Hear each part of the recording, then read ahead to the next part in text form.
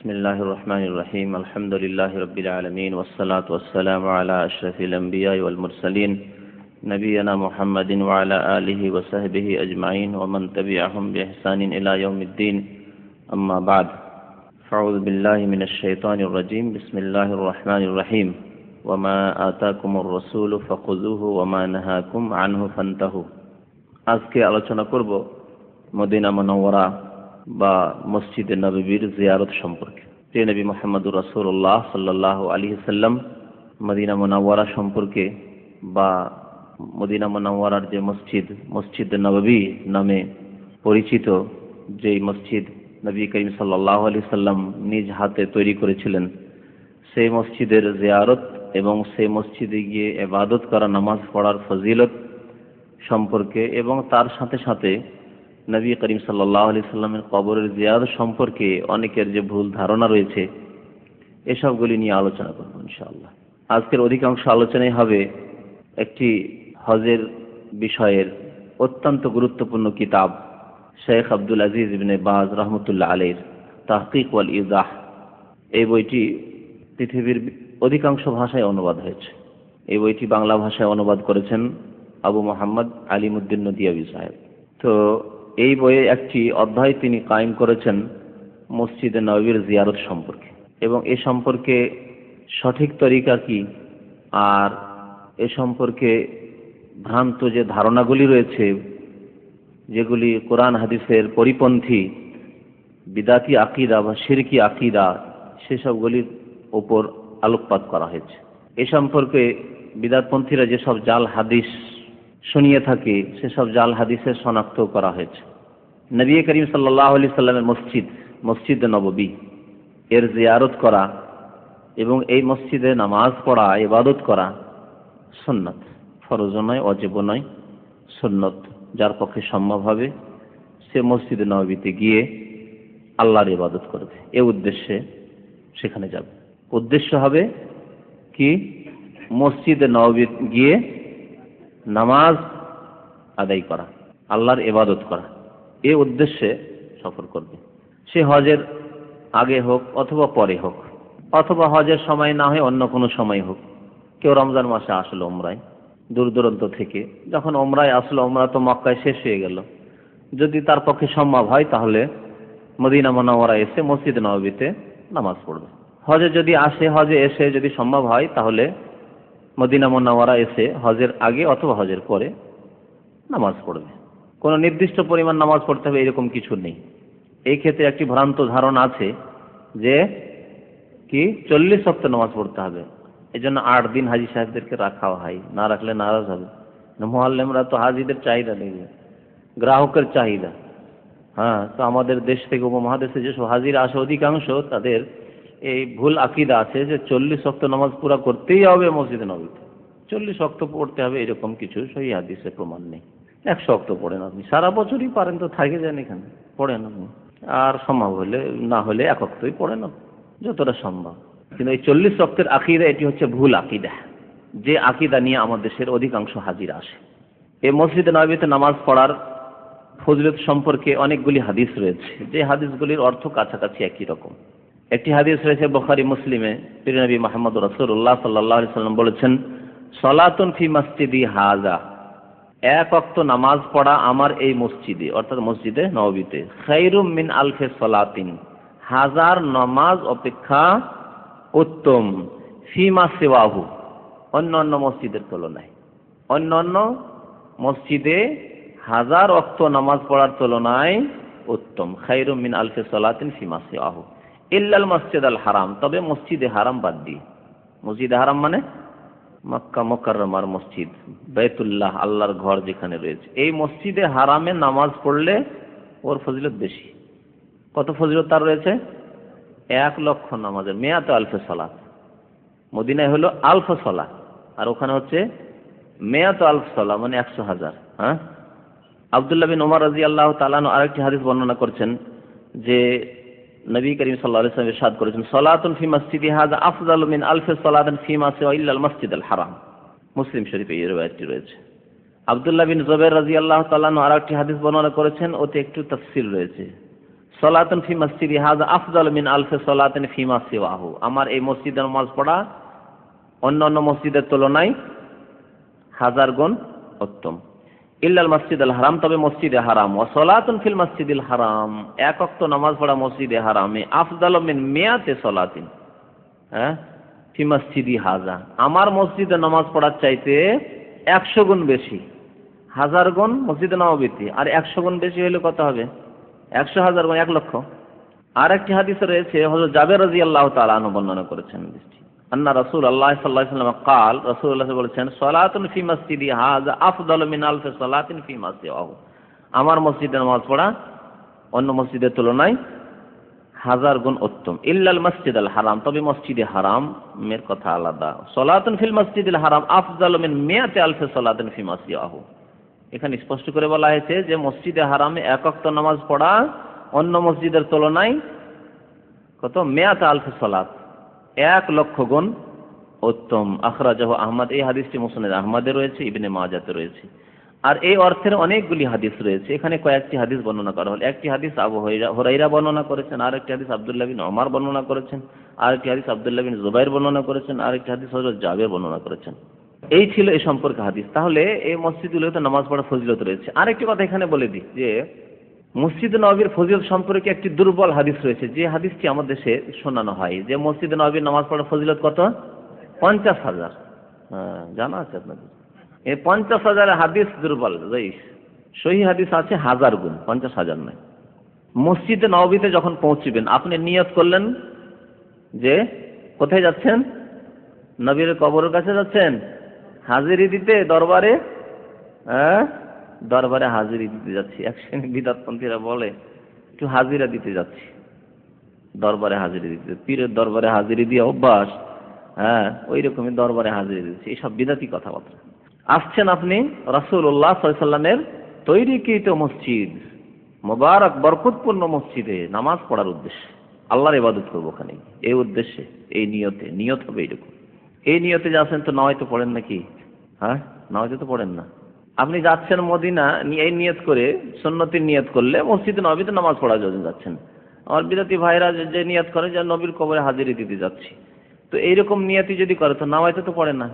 যে আমি নিয়ত করেছি নবীর কবরের কাছে পৌঁছিব, হাজিরি দিব, এরকম পড়ে না। এখানেও তো নিয়ত করেন, তো এখানে কেন হয়তো পড়েন না? আবার নামাজ যখন পড়েন তো নামাইতো, জোহরের নামাজে নামাইতো, আসরের নামাজে নামাইতো, মাগরিব এশায় নামাইতো, বেতরে নামাইতো পড়েন, জানাজাতে নামাইতো পড়ছেন, রোজা রাখছেন নামাইতো, উযু করছেন নামাইতো, রাফাল হাদাস, এইসব পড়ছেন। সব এলো কোত্থেকে? যদি নিয়তই করতে হয় উচ্চারণ করে, তাহলে এখানেও তো নিয়ত করলেন আপনি মদিনা যাওয়ার, তো নামাইতো কেন পড়েন না ওখানে? তখন নিয়ত কোথায় গেল? উচ্চারিত নিয়ত। বোঝা যাচ্ছে উচ্চারিত নিয়ত আসলে নেই। নিয়তের সম্পর্কে হচ্ছে অন্তরের সাথে। নিয়ত মানে অন্তরের সংকল্প।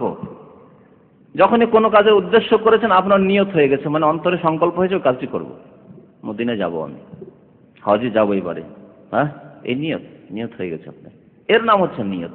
উচ্চারিত নিয়ত নেই, না নামাজের জন্য, না রোজার জন্য, না হজের জন্য, না যাকাতের জন্য, না মদিনা যাওয়ার জন্য, না মক্কা যাওয়ার জন্য উচ্চারিত নিয়ত নেই। যখন মসজিদ নববীতে পৌঁছিবেন, তখন কি করবেন? মসজিদে প্রবেশ করার যে সুন্নতি দোয়াগুলো রয়েছে, সেই দোয়াগুলি পড়বেন। এই দোয়াগুলি মসজিদ নববীর সাথে খাস নয়, বা মসজিদুল হারামের সাথে খাস নয়। যে কোনো মসজিদে প্রবেশ করার যে দোয়াগুলি রয়েছে, একাধিক দোয়া রয়েছে, সেই দোয়াগুলি পাঠ করবেন, যা নবী করিম সাল্লাল্লাহু আলাইহি ওয়াসাল্লাম থেকে প্রমাণিত। নবী সাল্লাল্লাহু আলাইহি ওয়াসাল্লাম কি বলতেন? বিসমিল্লাহ। কি বলতেন? বিসমিল্লাহ। ওয়াসসালাতু ওয়াসসালামু আলা রাসূলিল্লাহ। ওয়াসসালাতু ওয়াসসালামু আলা রাসূলিল্লাহ।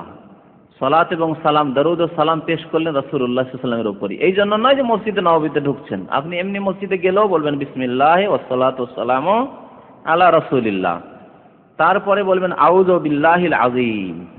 আউযু বিল্লাহিল আযীম, মহান আল্লাহর আশ্রয় কামনা করছি। ওয়া বিওয়াজহিল কারীম, তার সম্মানিত মুখমণ্ডল, সম্মানিত চেহারার দ্বারা। ওয়া সুলতানিহিল কদীম, এবং তার প্রাচীন সুলতান, তার সার্বভৌমত্ব দ্বারা। কদীম মানে যে যার আদি অন্ত নেই, কদীম বলা হয়। মিনাশ শাইতানির রাজিম, আশ্রয় প্রার্থনা করছি আল্লাহর কি থেকে? বিতাড়িত শয়তান থেকে, মরদুদ শয়তান থেকে। যাতে শয়তান বিভ্রান্ত না করতে পারে।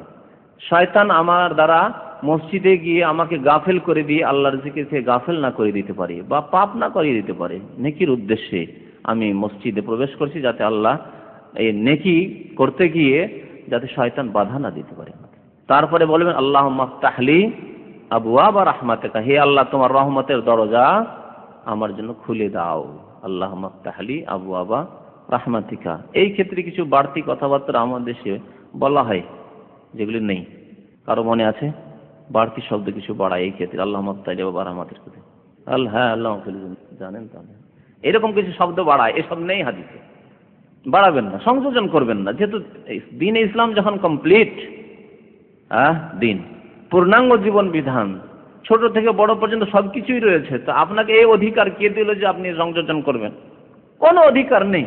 এটি হচ্ছে ইসলামের বৈশিষ্ট্য, যে ইসলামে কোনো আলেমকে, এমনকি রাসূলুল্লাহ সাল্লাল্লাহু আলাইহি ওয়াসাল্লামের পরে কোনো সাহাবীকে, কাউকে, কোনো ইমামকে, কোনো মনীষীকে এই ক্ষমতা দেওয়া হয়নি, এই অধিকার দেওয়া হয়নি যে সে কিছু সংযোজন করবে। পক্ষান্তরে অন্যান্য ধর্মে এই রকমের অধিকার আছে। এখনো ভ্যাটিকানের যদি যে বড় পাদ্রী তাদের রয়েছে, পোপ রয়েছে, সে যদি খ্রিস্টান জগতের জন্য কোনো একটি ঘোষণা করে নতুন কিছু, তাহলে সেটা ধর্মে তাদের পরিণত হয় ক্যাথলিকদের। কিন্তু মসজিদুল হারামের ইমাম সাহেব যদি কোনো ঘোষণা করে এমন যা আল্লাহর কিতাবে নেই, রাসূলুল্লাহ সাল্লাল্লাহু আলাইহি ওয়াসাল্লামের সুন্নতে আদর্শে নেই, তাহলে তা কি মারদুদ, প্রত্যাখ্যাত, মানা যাবে না। কথা বুঝতে পেরেছেন? এই ফর্মুলা হচ্ছে কোরআন এবং হাদিসের ফর্মুলা, যে সম্পর্কে ইমাম মালিক রহমতুল্লাহ আলাইহি বলছেন যে কুল্লুন ইউখাযু ওয়া ইউরাদ্দু ইল্লা সাহিবু হাযাল কবর। প্রত্যেক মানুষের কথা যদি কোরআন সুন্নাহ ভিত্তিক হয় তাহলে নেওয়া যাবে, ইউখাযু নেওয়া যাবে।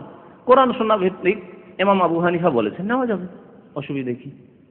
কোরআন সুন্নাহ ভিত্তিক সহি কথা বলেছেন ইমাম শাফিঈ, নেওয়া যাবে। কোরআন সুন্নাহ ভিত্তিক ইমাম আহমদ বলেছেন, ইমাম মালিক বলেছেন, নেওয়া যাবে। এমন নয় যে আমার পেছনে লেবেল লাগানো আছে, হানাফির তার ইমাম শাফির কথা নেওয়া যাবে না, ইমাম মালিকের কথা নেওয়া যাবে, ইমাম আহমদের নেওয়া যাবে না, এইসব লেবেল নয়। কথা বুঝতে পারছেন? কুল্লুন ইউখাযু, প্রত্যেকের ভালো কথা, আল্লাহ রসুলের কথা কেউ যদি বলে নেওয়া যাবে। এমনকি আপনাকে যদি একজন অমুসলিম বলে ভাই নামাজ পড়ো, নামাজ কেন পড়ছো না, তুমি মুসলমান, কেমন মুসলমান নামাজ পড়ছো না, তুমি নেবেন না? কেন নেবেন? এই জন্য আল্লাহর কথা বলছে, রসুলের কথা বলছে, সে বলছে হাইয়া আলাস সালাহ, সে বলছে যে হাইয়া আলাস সালাহ আযানে বলা হবে নামাজ পড়ো।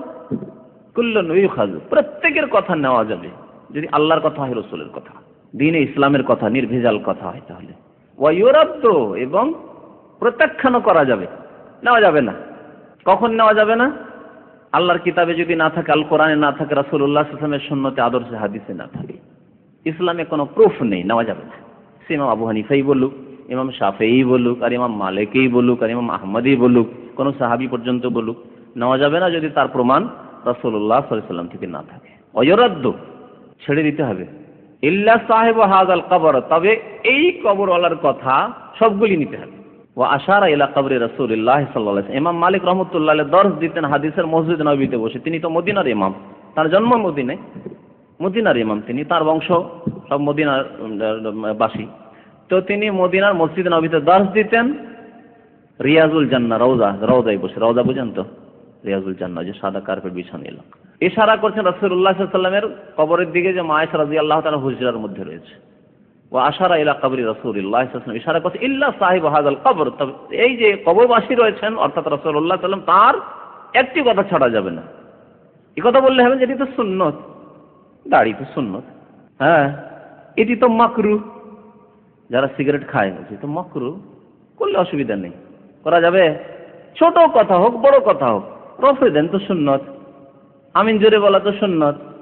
এক শ্রেণীর লোকেরা রয়েছে এরকম যে ছোট কথা এগুলো না, প্রত্যেকটি কথা নিতে হবে। যদি রাসূলুল্লাহ সাল্লাল্লাহু আলাইহি ওয়াসাল্লাম থেকে প্রমাণ থাকে, ছোট কথা হলে নিতে হবে, বড় কথা হলে নিতে হবে। কেউ যদি বলে যে আপনি যখন টয়লেটে যাচ্ছেন তার দোয়া পড়া সুন্নত, না পড়লেও চলে, এই কথা বলা যাবে?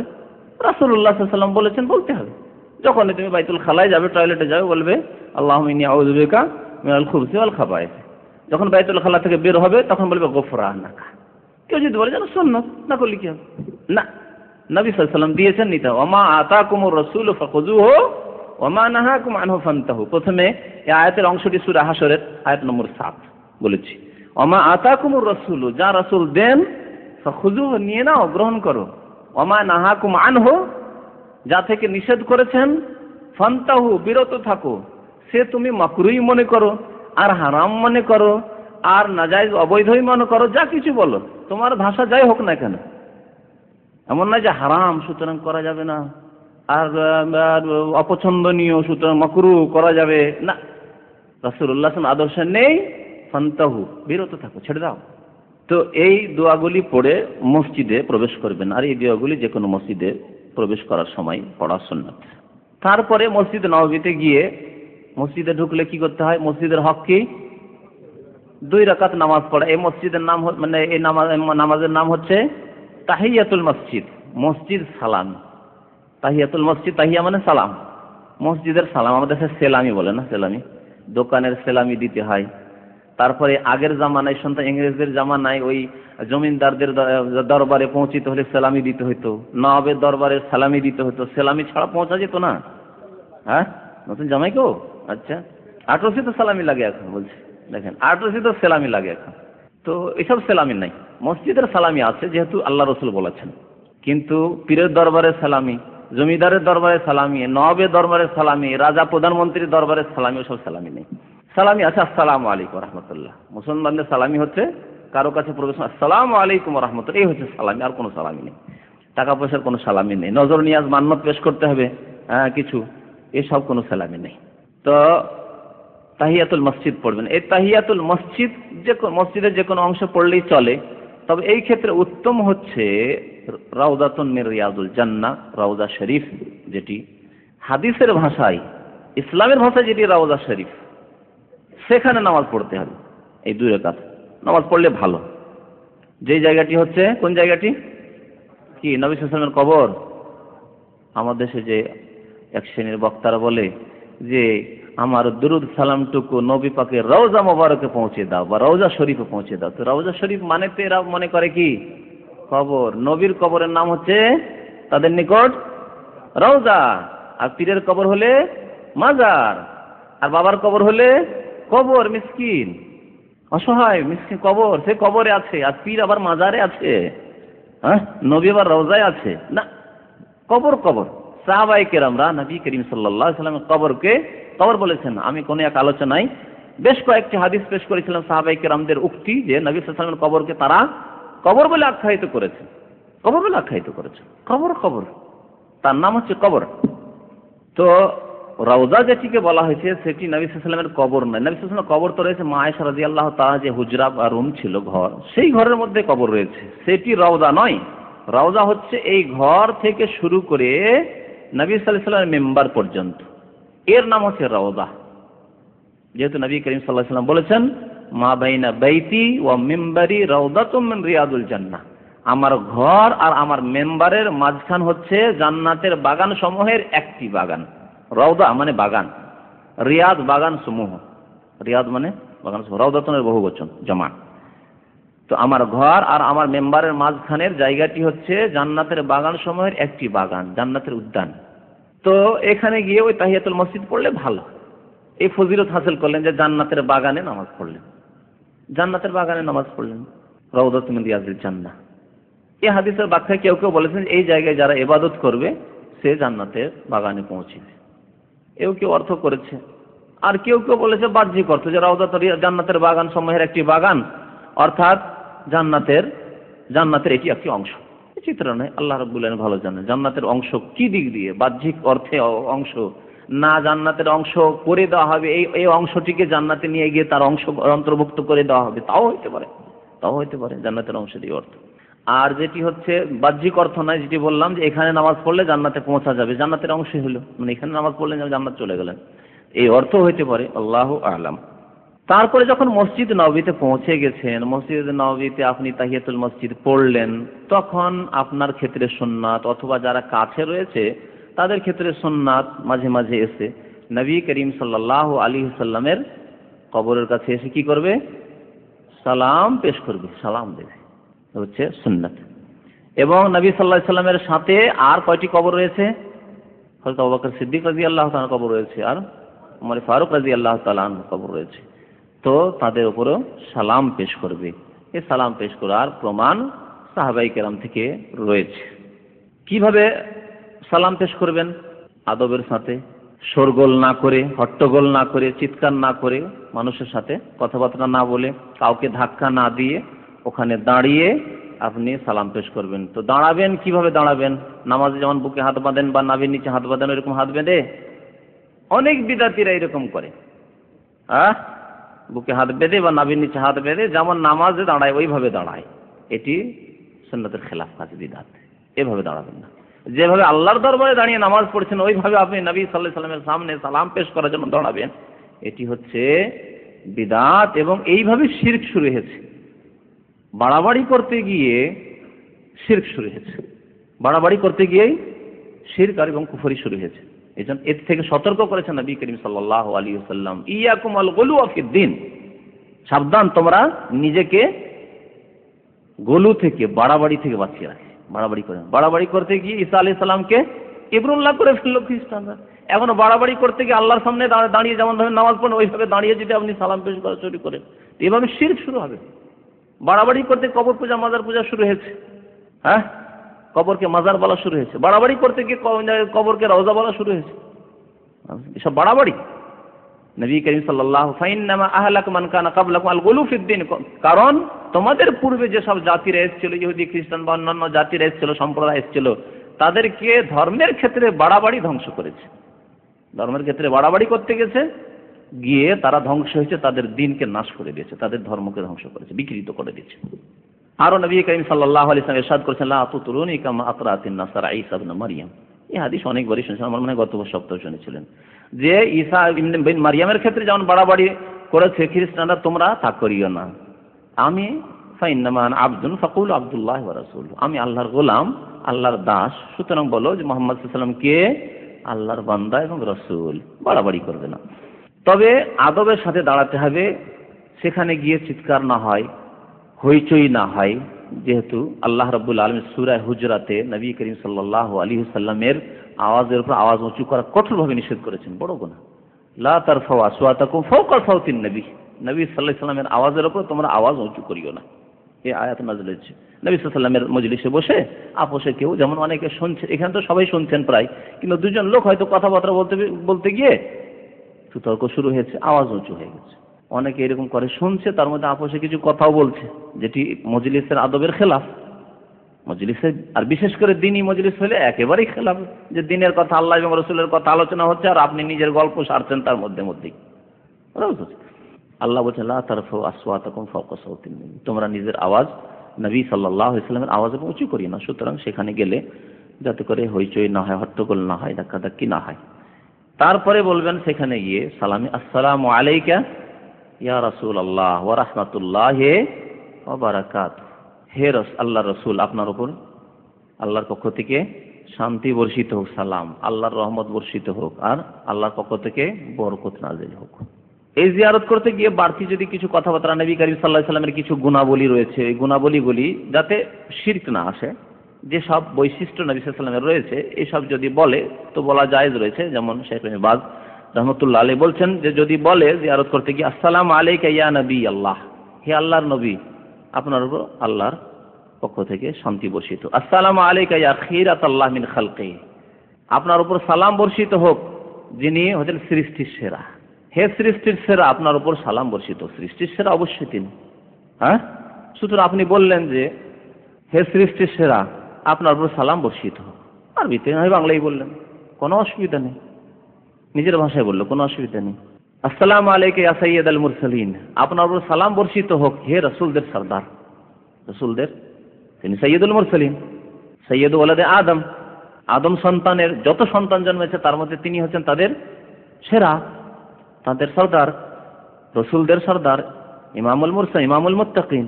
এসব কথা যদি বলেন, এগুলি হচ্ছে নবী সাল্লাল্লাহু আলাইহি ওয়াসাল্লামের গুণ, এতে কোনো বাড়াবাড়িও নেই। আসসালামু আলাইকা ইয়া ইমামাল মুত্তাকিন, মুত্তাকিনদের ইমাম, মুত্তাকিনদের ইমাম। দুআয় আল্লাহ কোরআনে শিখিয়েছেন, ওয়াজআলনা লিল মুত্তাকিনা ইমামা, মুত্তাকিনদের ইমাম, সৎ লোকদের নেতৃত্ব কার হাতে? নবী করিম সাল্লাল্লাহু আলাইহি ওয়াসাল্লাম, ইমামুল মুত্তাকিন তিনি। আশহাদু, আমি সাক্ষ্যদান করছি, তার সাথে সাক্ষ্যদান করেন, আন্নাকা কাদ বাল্লাগতার রিসালা, যে আপনি আল্লাহর পয়গাম, মেসেজ মানুষ পর্যন্ত পৌঁছে দিয়েছেন। ও আদাইতাল আমানা, আমানত মানুষ জাতি পর্যন্ত পৌঁছে দিয়েছেন, আদায় করে দিয়েছেন। যে আমানত আল্লাহ আপনার দায়িত্বে দিয়েছিলেন, আপনার উপর ন্যস্ত করেছিলেন, তা আপনি আদায় করে দিয়েছেন। আমানত কি ছিল? যে তাবলীগুর রিসালা, মানুষকে পৌঁছে দাও, যা কিছু নাজিল হচ্ছে পৌঁছে দাও। কোরআন আমানত, নবী সাল্লাল্লাহু আলাইহি ওয়াসাল্লামের কাছে যা কিছু আসছে কোরআন ছাড়াও, কোরআনের ব্যাখ্যা হাদিস, তা আমানত আল্লাহর পক্ষ থেকে, সেগুলি ওহী। তো ওহী হচ্ছে আমানত নবী সাল্লাল্লাহু আলাইহি ওয়াসাল্লামের কাছে। সে সম্পর্কে আল্লাহ কি বলছেন? ইয়া আইয়ুহার রাসূল বাল্লিগ মা উনজিলা ইলাইকা মির রাব্বিক, হে রাসূল, যা কিছু তোমার উপর নাজিল হচ্ছে, কোরআন অথবা যেটি হচ্ছে ওহীর দ্বিতীয় প্রকার অর্থাৎ হাদিস, যা কিছু নাজিল হচ্ছে আল্লাহর পক্ষ থেকে, তা বাল্লিগ, পৌঁছে দাও, পৌঁছে দাও। এটি হচ্ছে আমানত। আপনি সেখানে গিয়ে সাক্ষ্য দিচ্ছেন, সাক্ষ্য দান করছি যে আপনি আমানত আদায় করে দিয়েছেন, নিজের আমানত আদায় করে দিয়েছেন। ওয়া নাসাহাতাল উম্মাহ, এবং আপনি এই উম্মতের হিতাকাঙ্ক্ষী ছিলেন, সৎ উপদেশ দান করেছেন। কত হিতাকাঙ্ক্ষী ছিলেন নবী করিম সাল্লাল্লাহু আলাইহি ওয়াসাল্লাম। আল্লাহ কোরআনে নবীকে বলছেন যে নবী, কোন লোক যদি মুসলমান না হয় তো নবী সাল্লাল্লাহু আলাইহি ওয়াসাল্লাম একেবারে ব্যতিব্যস্ত হয়ে যেতেন। ইসলামের দাওয়াত দিলাম, দাওয়াত কবুল করলাম, অথচ সে অমুসলিম, কাফের, মানে ইসলাম অস্বীকার করে না। ঘৃণা নেই, ইসলাম এই শেখায়নি যে তুমি ঘৃণা করো, এ কথা শেখায়নি, বরং কি শিখিয়েছে? নবী করিম সাল্লাল্লাহু আলাইহি ওয়াসাল্লাম সারা বিশ্বের জন্য রহমত করুণা এসেছিলেন। ইসলাম গ্রহণ করছে না, মনে হচ্ছে যে মরে যাবেন তিনি হার্ট অ্যাটাক হয়ে। লোকটি জাহান্নামে চলে যাবে, লোকটি যদি এই কুফরি অবস্থায় মারা যায় তো জাহান্নামে চলে যাবে। এই জন্য এত ব্যতিব্যস্ত হয়ে যেতেন। কোরআনের 2 জায়গায় এই কথাটি বলা হয়েছে। তার মধ্যে এক জায়গা হচ্ছে সূরা কাহফ, লাআল্লাকা বাখিউন নাফসাকা আলা আযারিহিম ইন লাম ইউমিনু বিহাযাল হাদিস আসাফা। হে নবী, লাআল্লাকা বাখিউন নাফসাক, তুমি মনে হচ্ছে নিজেকে ধ্বংস করে দেবে, হার্ট অ্যাটাক করে মরে যাবে তুমি। এত ব্যতিব্যস্ত হয়ে যাচ্ছে যে লোকটি জাহান্নামে চলে যাবে। বাখিউন নাফসাক মানে নিজেকে তুমি হত্যা করে দিবে, মনে হচ্ছে ধ্বংস করে দিবে। হালিকুন নাফসাক এর মানে নিজেকে হালাক করে ধ্বংস করে দেবে, তুমি মরে যাবে। ওর জন্য হাই হুতাশ করতে করতে, কেন? ইল্লাম ইউমিনু বিহাযাল হাদিস, এই হাদিস অর্থাৎ কোরআনের প্রতি ঈমান নিয়ে আসছে না। সেই জন্য আল্লাহর কালাম, আল্লাহর বাণী, আল্লাহর শেষ বাণী, যা কিয়ামত পর্যন্ত সত্য ধর্ম হিসাবে থাকবে, সত্য কিতাব হিসাবে, সেই কিতাবের প্রতি ঈমান নিয়ে আসছে না। সেই জন্য তুমি নিজেকে ধ্বংস করে দিবে মনে হচ্ছে। এত হিতাকাঙ্ক্ষী ছিলেন মানব, এই উম্মতের মানে শুধু মুসলিমদের না, মানব জাতির। এই জন্য উম্মতকে 2 ভাগে ভাগ করা হয়েছে। উম্মতকে 2 ভাগে ভাগ করা হয়েছে। কে বলতে পারেন? মানব জাতি সবাই উম্মত। উম্মতকে 2 ভাগে ভাগ করা হয়েছে। এক হচ্ছে উম্মতে দাওয়া, আর এক হচ্ছে উম্মতে ইজাবা।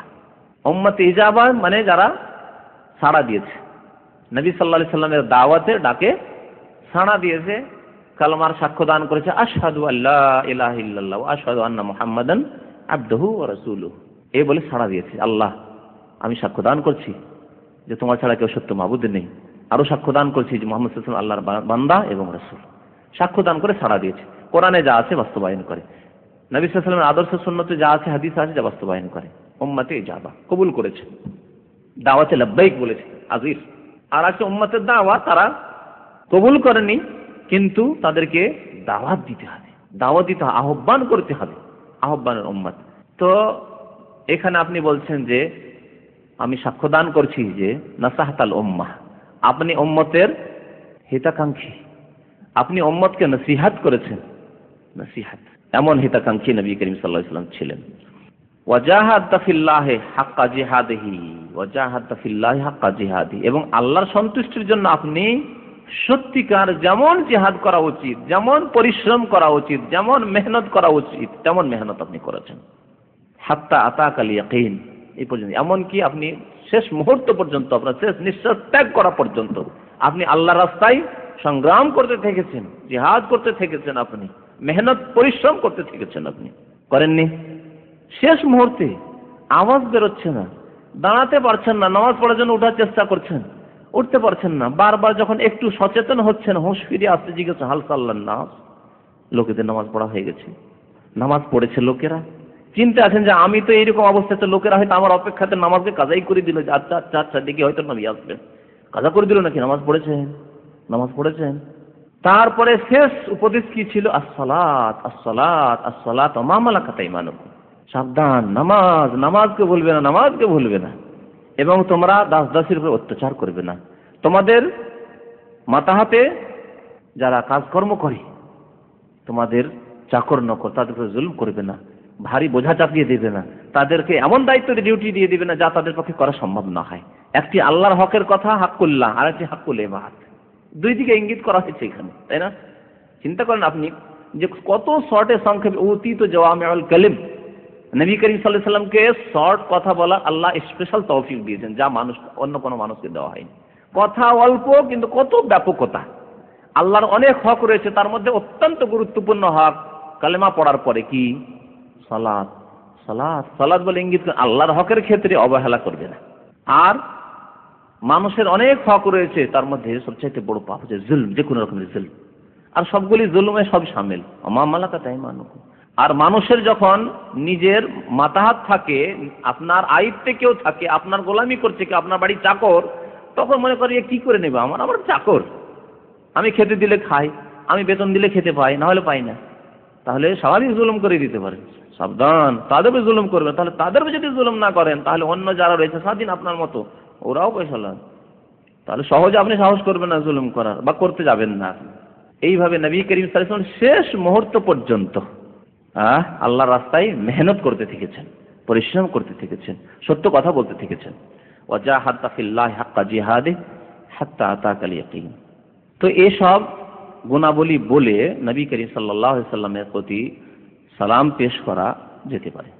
আল্লাহ রাব্বুল আলামিন সালাত এবং সালাম দুটোই পেশ করতে বলেছেন, আল্লাহ আদেশ করেছেন। সূরা আহজাবের আয়াত নম্বর 56-তে বলছেন, ইন্নাল্লাহা ওয়া মালাইকাতাহু ইউসাল্লুনা আলান নবী ইয়া আইয়ুহাল্লাযীনা আমানু সাল্লু আলাইহি ওয়া সাল্লিমু তাসলিমা। নিঃসন্দেহে আল্লাহ রহমত নাযিল করেন, ফেরেশতারা রহমতের দোয়া করেন।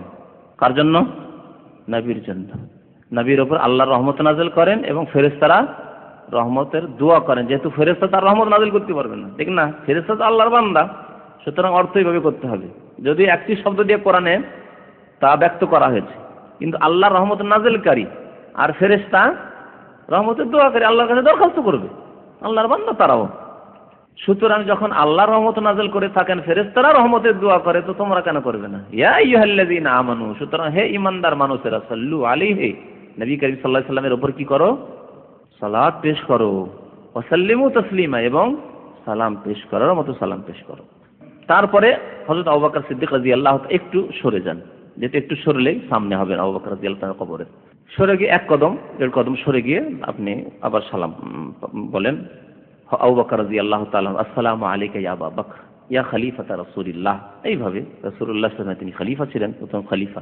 তারপর হযরত ওমর রাদিয়াল্লাহু তাআলা, আসসালামু আলাইকা ইয়া ওমর ইয়া আমিরাল মুমিনিন, এসব উপাধি বলেন। তারপরে জাযাকাল্লাহু আন্না ওয়া আনিল মুসলিমিন খায়রাল জাযা।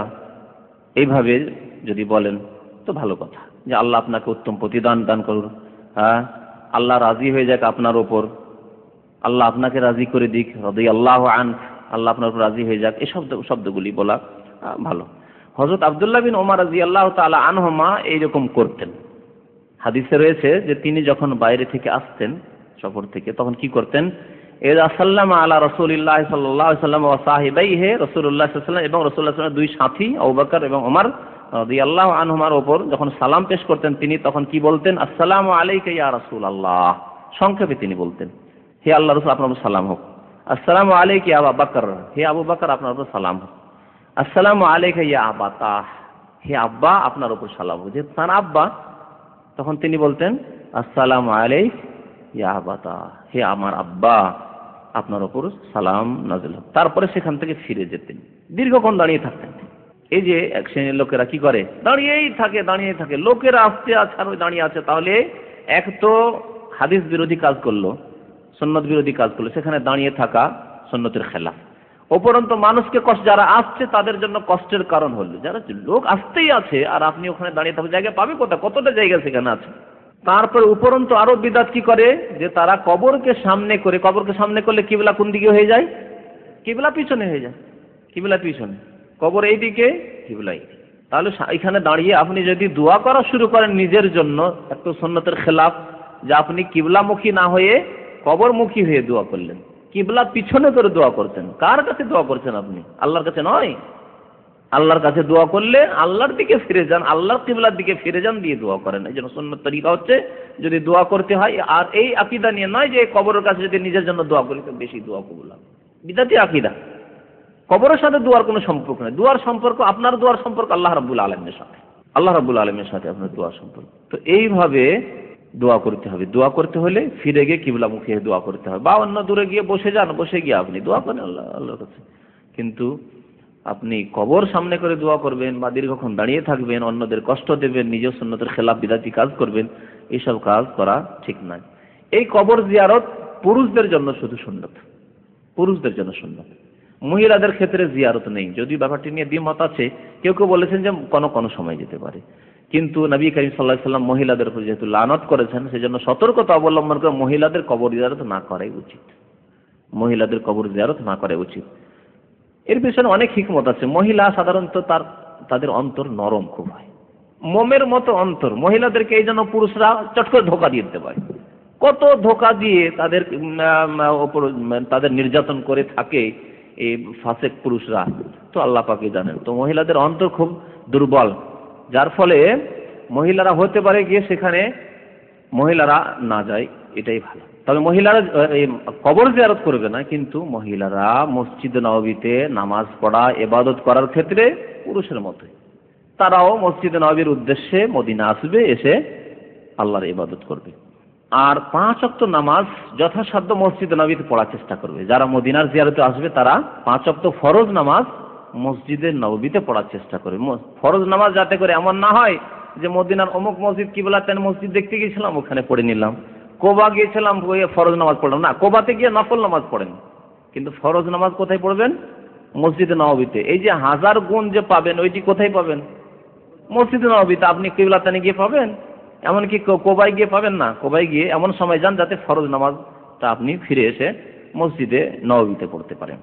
আর নফল নামাজ বেশি বেশি রওজায় পড়া ভালো, মুস্তাহাব।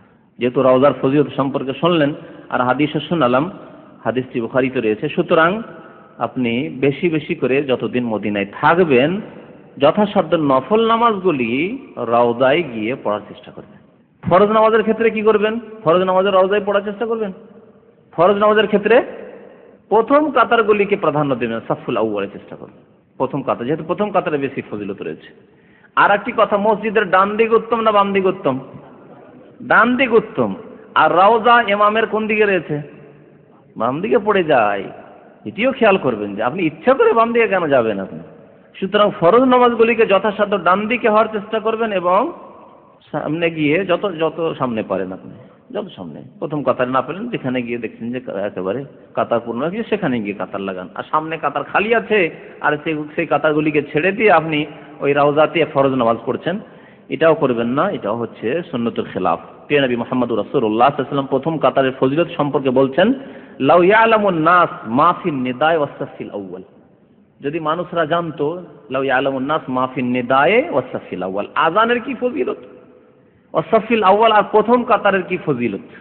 সুম্মা লাম ইয়াজিদু ইল্লা আইয়াস্তাহিমু আলাইহি, অতঃপর সবাই যদি ভিড় করে প্রথম কাতারের জন্য, তখন কি করতে হবে? লটারি করতে হবে। যদি তা করতে হয় তাও করবে যে কার নাম আসে দেখি প্রথম কাতারে যাওয়ার জন্য।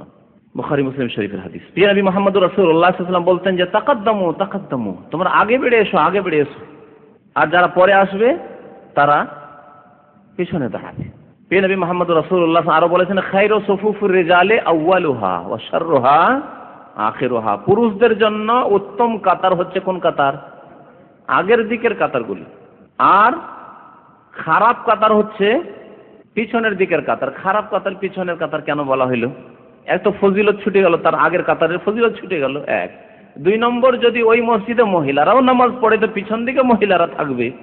মহিলা থেকে যত দূরে থাকতে পারেন আপনি ইবাদত বান্দেগিতে বা যে কোনো সময় নিজের জীবনে, তত ভালো। মহিলাদের থেকে যত দূরে থাকা সম্ভব তত আপনার ঈমান হেফাজতে থাকবে, আপনার দৃষ্টি সুন্দর থাকবে, আপনার মন সুন্দর থাকবে, শয়তান মনে কুমন্ত্রণা দিতে পারবে না, ঠিক কিনা? আর যত মহিলাদের কাছাকাছি ঘেঁষাঘেঁষি তত শয়তান আপনাকে গোমরাহ করার সুযোগ নেবে। সুতরাং যখন মহিলারা পেছনে আছে, আপনার কাতার হচ্ছে উত্তম কাতার হচ্ছে আগের কাতারগুলি, যত মহিলা থেকে দূরে থাকতে পারে। পক্ষান্তরে মহিলাদের ক্ষেত্রে নবী করিম সাল্লাল্লাহু আলাইহি ওয়াসাল্লাম কি বলেছেন? ওয়া খায়রু সুফুফিন নিসায়ে আখিরুহা, মহিলাদের উত্তম কাতার হচ্ছে পিছনের কাতার, ওয়া শাররুহা আউয়ালুহা, আর খারাপ কাতার হচ্ছে মহিলাদের আগের কাতার, যেখানে পুরুষদের কাতার শেষ হচ্ছে, পুরুষদের কাতার শেষ হয়েছে আর ওখানে মহিলা কাতার লাগাচ্ছে। লাগাতে হবে, যেহেতু মহিলাদের জায়গা সেটি, কিন্তু প্রথম কাতার হচ্ছে অনুত্তম কাতার, খারাপ কাতার। সেখানে শয়তান ওয়াসওয়াসা বেশি দিতে পারে, পুরুষদের কাছেই একেবারে। সেই জন্য মহিলা যথাসাধ্য যদি পিছনে নামাজ পড়ে বেশি স্বভাব পাবে, তারা পিছনে নামাজ পড়ে স্বভাব বেশি পাবে। পুরুষ চাইতে যত দূরে থেকে নামাজ পড়বে স্বভাব বেশি পাবে। মদিনা জিয়ারত করতে গিয়ে, মানে মদিনায় নবী করিম সাল্লাল্লাহু আলাইহি ওয়াসাল্লামের মসজিদে গিয়ে অনেকে বিদাতি কাজকর্ম, অনেক বিদাতি কাজকর্ম করে। তার মধ্যে একটি হচ্ছে যে মসজিদ নববীর দেওয়াল স্পর্শ করা, হাজরে আসওয়াদ স্পর্শ করে অভ্যাস। মনে করে যে এখানেও স্পর্শ করতে হবে, চুমন দিতে হবে। রুকনে ইয়ামানি স্পর্শ করে অভ্যাস, অনেকে বিদাতি আবার ওখানেও চুমন দেয়। এই যে চুমন দেওয়া কিছু অভ্যাস, আর তারপরেও যদি সে বিদাতি হয়, কবর মাজার জিয়ারত করার অভ্যাস থাকে, তাহলে তো পীরের দরবারে ওই যে জালিগুলো, পীরের জালি থাকে আপনার ওই আপনার মাজারের, সেগুলোতে আপনার চুমন দেওয়া অভ্যাস বা স্পর্শ করে অভ্যাস, যেমন কাবাকে ধরে ঝুলে থাকে মানুষরা, ওই রকম ওই সব করে অভ্যাস রয়েছে আপনার পীরের দরবারে। তাহলে মদিনা আসলে কি আর ছাড়ে? তখন মদিনার চেষ্টা করে, বুঝতে পারছেন? আমরা যখন মদিনায় পড়তাম, এক মহিলা এসছে উপমহাদেশে কোন একটি দেশের, কিছু পয়সা নিয়ে এসছে, মান্নত নিয়ে এসছে, মান্নত পেশ করে অভ্যাস, তো মান্নত নিয়ে এসছে, দিবে নবী সাল্লাল্লাহু আলাইহি ওয়াসাল্লামের দরবারে পেশ করে পয়সাটি, কিন্তু দিতে পারছে না, এত শক্ত পাহারা দেওয়া আছে, পয়সা দিতে পারছে না।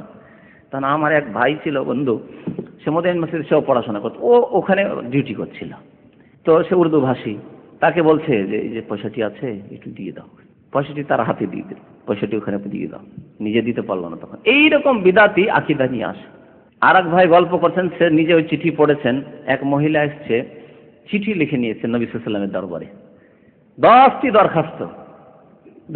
দরখাস্ত। ইয়া রাসূলুল্লাহ, আমার একটি ভালো স্বামীর ব্যবস্থা করে দাও।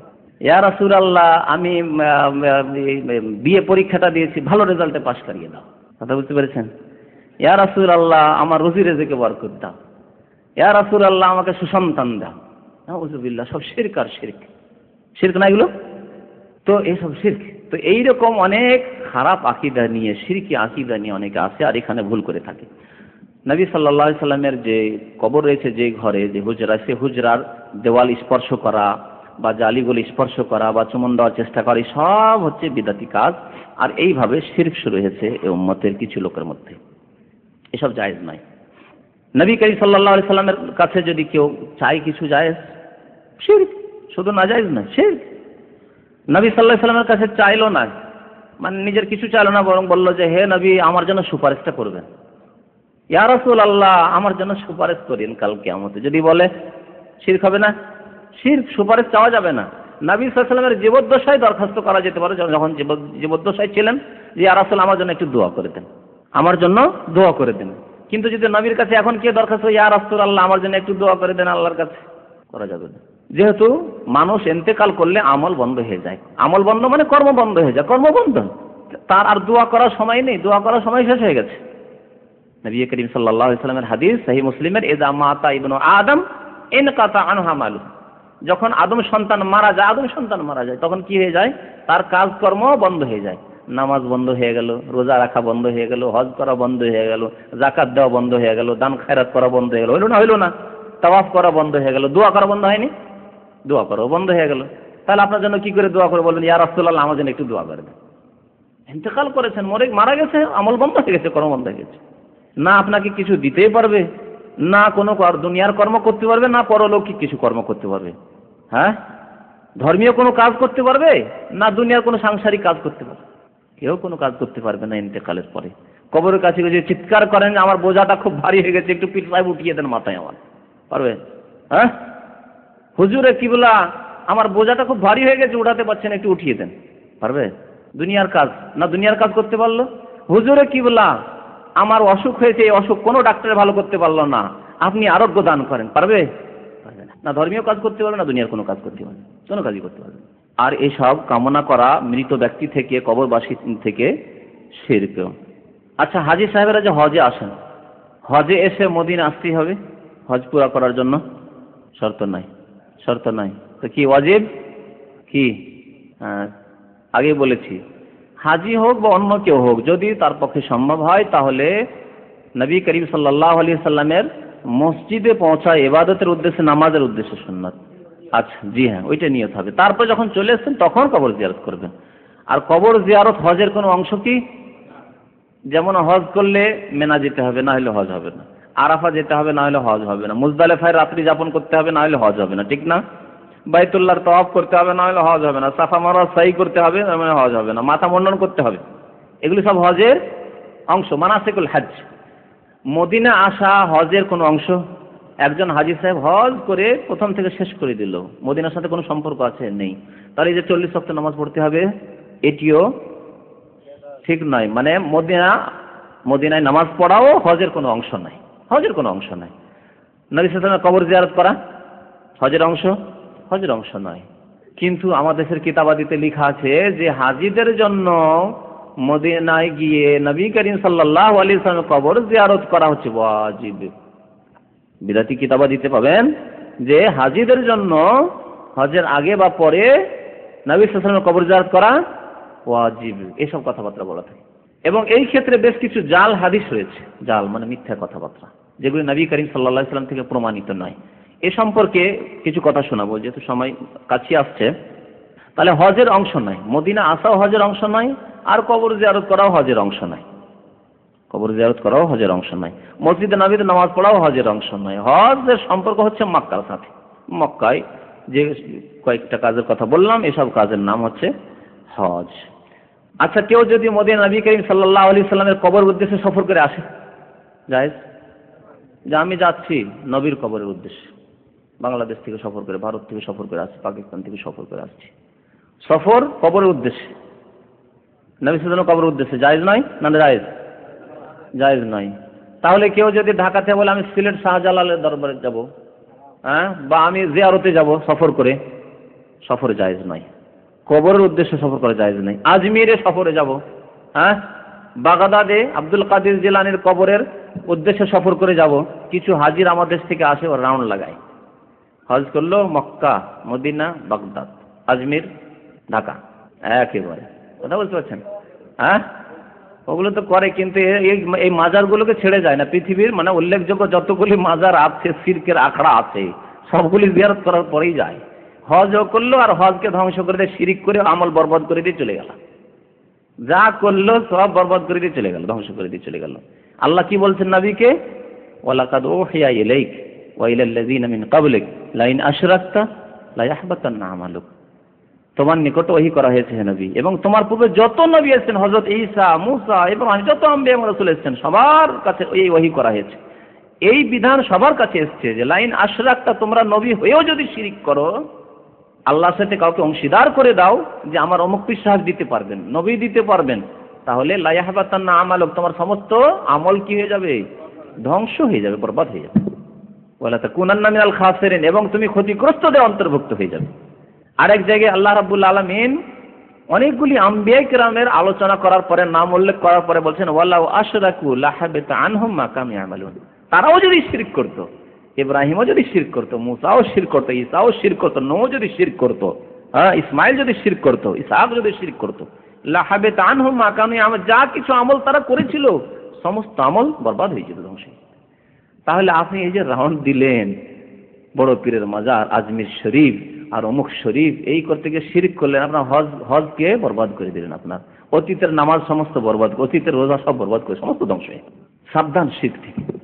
তো নবী করিম সাল্লাল্লাহু আলাইহি সাল্লামের কবরের উদ্দেশ্যে তাহলে সফর করবেন না, উদ্দেশ্য করবেন হজের উদ্দেশ্য। হজের সাথে যদি আপনি মদিনার উদ্দেশ্য করেন, মসজিদ নববীর উদ্দেশ্যে সফর করবেন, মসজিদ নববীর উদ্দেশ্যে সফর করবেন যে আমি মসজিদে নববীতে গিয়ে নামাজ পড়ব। যেহেতু বুখারী মুসলিম শরীফে প্রিয় নবী মুহাম্মদ রাসূলুল্লাহ সাল্লাল্লাহু আলাইহি ওয়াসাল্লাম থেকে একটি হাদিস রয়েছে, লা তুশাদ্দুর রিহালু ইল্লা ইলা সালাসাতি মাসাজিদ, তিনটি মসজিদ ছাড়া নেকির উদ্দেশ্যে অন্য কোন মসজিদ বা অন্য কোন মাজার, অন্য কোন কবরের জন্য সফর করা যাবে না।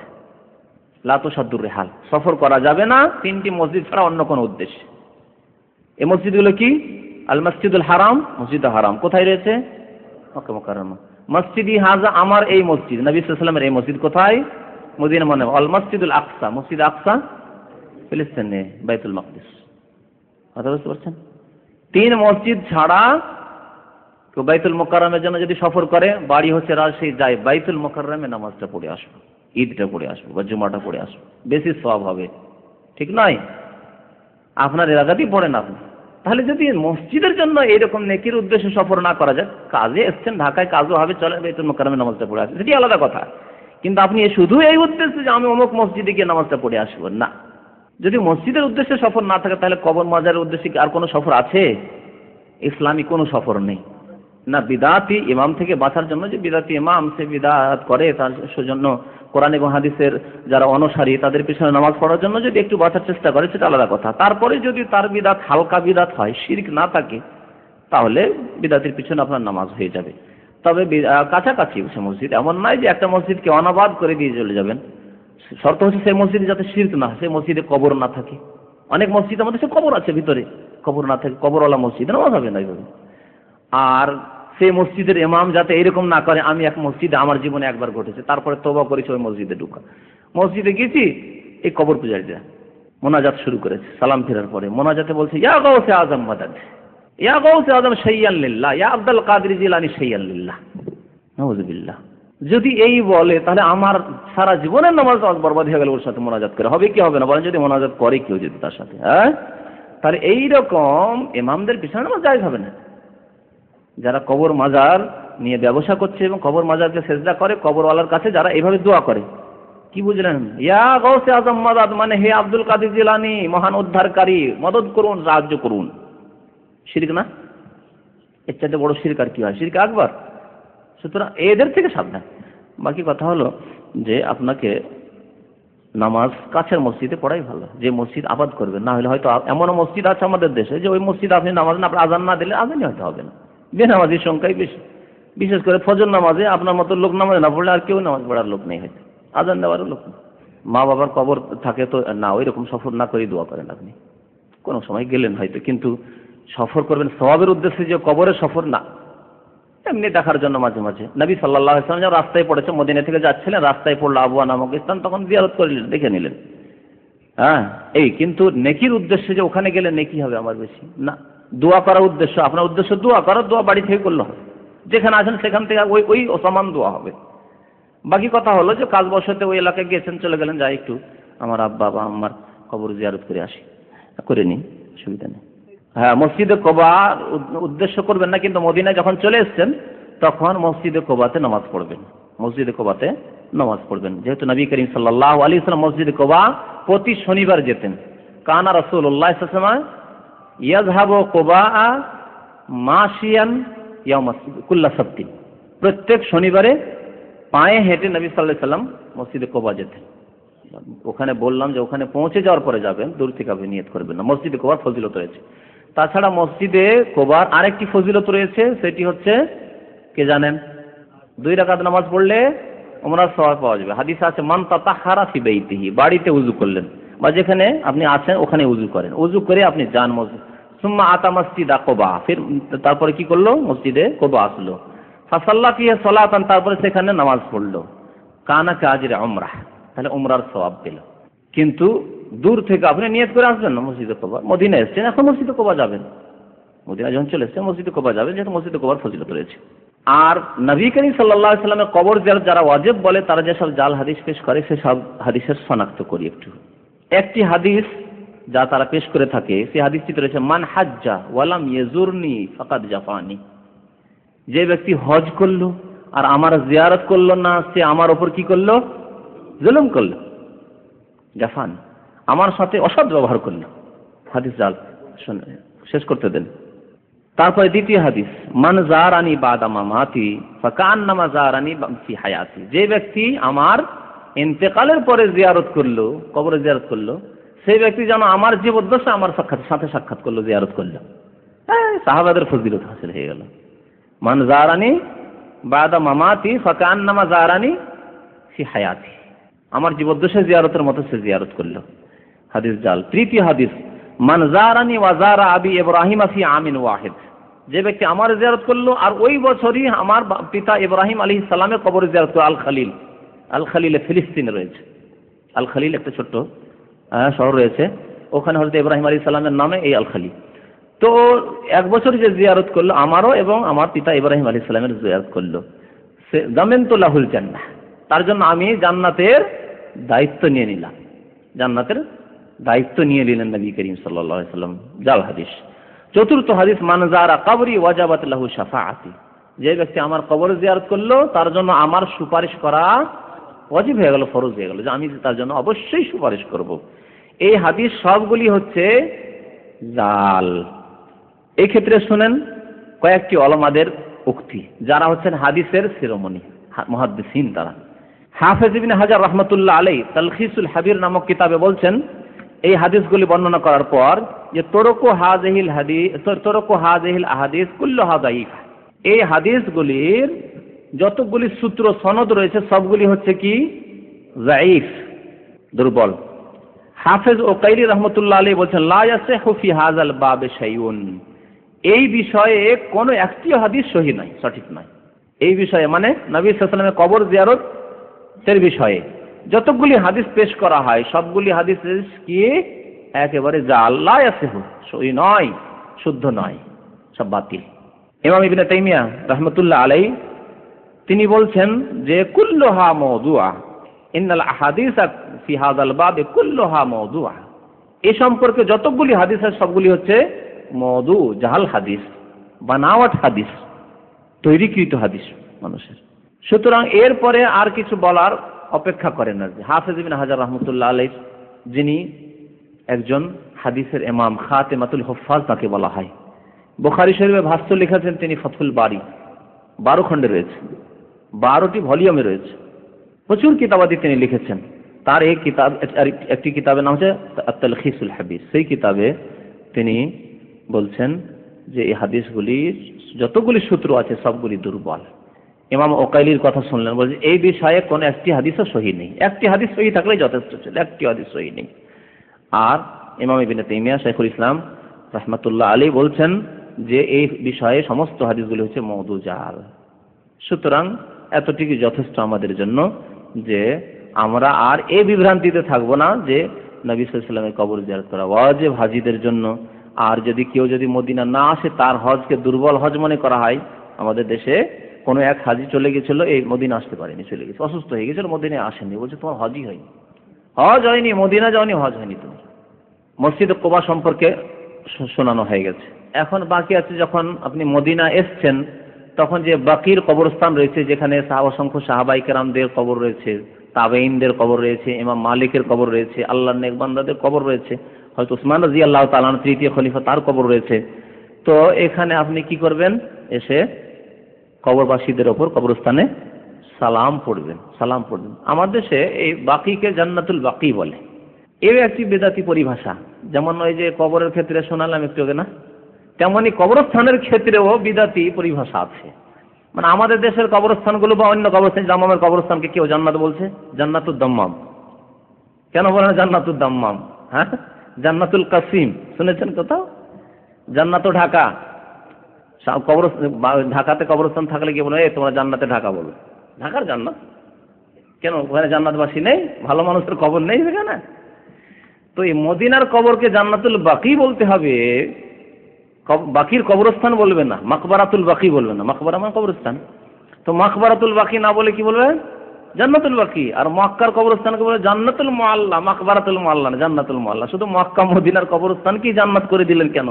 হ্যাঁ, আর দুনিয়াতে ভালো লোক মরেনি, তো এখানেও পাপী লোক মরতে পারে। সুতরাং এই জান্নাত নামটি, আর সবচেয়ে বড় কথা, এই জান্নাত নামটি কোনো হাদিসে নেই যে নবী সাল্লাল্লাহু আলাইহি সাল্লাম মদিনার কবরস্থানকে জান্নাত বলেছেন, জান্নাতুল বাকি বলেছেন, মক্কার কবরস্থানকে জান্নাতুল মুআল্লা বলেছেন, এমন কোনো কথা নেই হাদিসে। সুতরাং এই বিদাতি পরিভাষাগুলো ত্যাগ করে দিতে হবে, যেগুলি অজান্তে হোক আর জানতে হোক, আর বিদাতিরা ঢুকিয়ে দিয়েছে, আর আমরা অজান্তে অনেকে বলছি।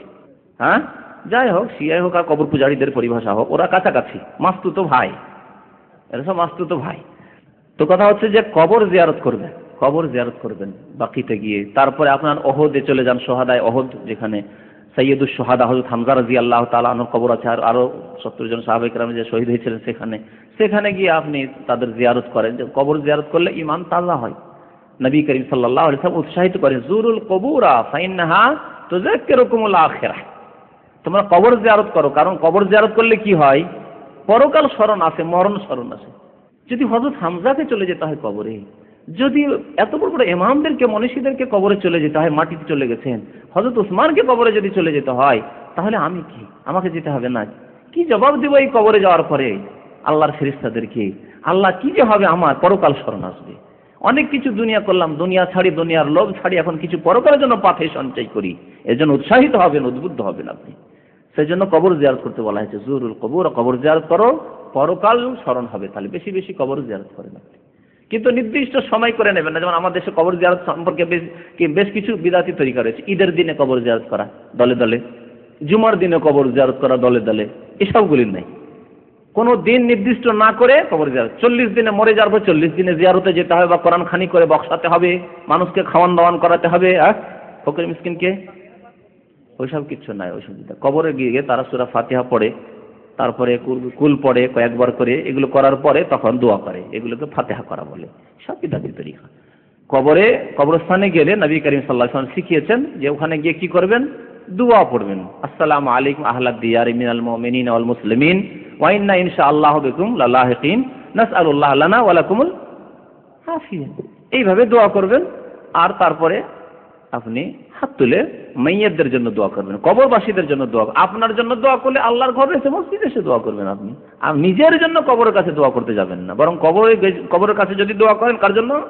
তাদের জন্য দোয়া করবেন, তাহলে শিরক মুক্ত থাকবেন। আর যখন নিজের জন্য দোয়া করা শুরু করবেন, তখন যারা সাধারণ মূর্খ মানুষ ভাববে যে নিজের জন্য দোয়া করছে, তার মানে কবরের বরকতে আল্লাহর কাছে তাড়াতাড়ি দোয়া পৌঁছিবে। কথা বুঝতে পারছেন? এই হ্যাঁ, ফয়েজ আছে, এই যে ফয়েজ আসার, সুফিয়ানা, ইখতিলাস, সব পরিভাষা রয়েছে। এইসব যাতে করে বিদাতি মন মানসিকতা সৃষ্টি না হয়। আপনি একজন আলেম মানুষ বা শিক্ষিত মানুষ গিয়ে নিজের জন্য দোয়া করে, আল্লাহ আমাদের গুনাহ খাতা তুমি মাফ করে দাও, আমাদের রুজি রোজগারের বরকত। গুনাহ খাতা মাফটাও চলবে, কিন্তু আপনি রুজি রোজগারের বরকত চাওয়া শুরু করলেন আপনি নিজের জন্য। আল্লাহ আমাকে সুসন্তান দান করো, কবরের কাছে গিয়ে দোয়া করো। ভাই কবরের কাছে এসেছেন, কবরওয়ালার জন্য দোয়া করে, আল্লাহ মাগফির লাহু ওয়ারহামহু, আল্লাহ মাগফির লাহুম ওয়ারহাম, আল্লাহ তাদের ক্ষমা করে দাও, তাদের উপর দয়া করো, তাদেরকে জান্নাতের লিবাস পরিয়ে দাও, জান্নাতের পোশাক পরিয়ে দাও, জান্নাতের দরজা তাদের জন্য খুলে দাও। আল্লাহুম্মা আইযহু মিন আযাবিল কবর, কবরের আযাব যদি থাকে আযাব দূর করে দাও। এইভাবে সব দোয়া করেন, যাতে যারা শুনছে দোয়া আপনার বুঝতে পারে যে না, কবরবাসীদের জন্য দোয়া হচ্ছে, নিজের জন্য নয়। এখানে আসলে আমাদের জন্য বেশি দোয়া কবুল হবে, এইরকম যাতে ভ্রান্ত ধারণা সৃষ্টি না হয়ে যায়। আল্লাহ রাব্বুল আলামিন আমাদেরকে কোরআন এবং হাদিসের কথা বোঝার এবং তার প্রতি চলার জন্য তৌফিক দান করেন। আমিন। ওয়া সাল্লাল্লাহু আলা নবিয়িনা মুহাম্মদ ওয়া আলা আলিহি ওয়া সাহবিহি।